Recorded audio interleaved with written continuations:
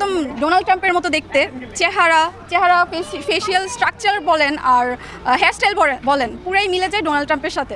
নারায়ণগঞ্জের পাইকপাড়া এলাকায় এক ব্যতিক্রমী মহিষকে ঘিরে তৈরি হয়েছে ব্যাপক কৌতূহল ও দর্শনার্থীদের ভিড়।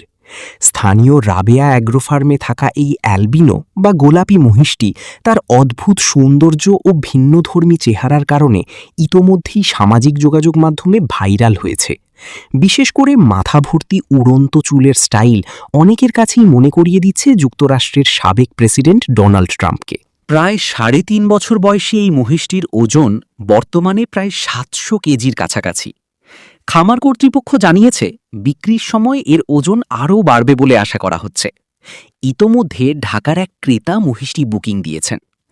লাইভ ওজন অনুযায়ী প্রতি কেজি ৫৫০ টাকা দরে বিক্রি হওয়ায় এর আনুমানিক মূল্য দাঁড়িয়েছে প্রায় ৩.৫ লাখ টাকা।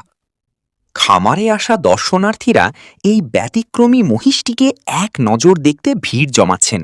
কেউ ছবি তুলছেন, কেউ ভিডিও ধারণ করছেন, আবার কেউ বিস্ময়ে তাকিয়ে দেখছেন।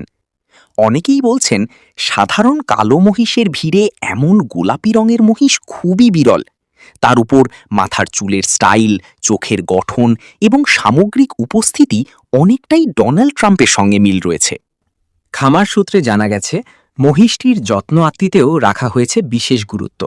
প্রতিদিন ৪ বার গোসল করানো হয় এবং নিয়মিত পুষ্টিকর খাবার দেওয়া হয়। এর খাদ্য তালিকায় রয়েছে ভুট্টা, সয়াবিন, গমের ভুসি, তিলের খৈল, ধানের কুঁড়া, খড় ও সবুজ ঘাস।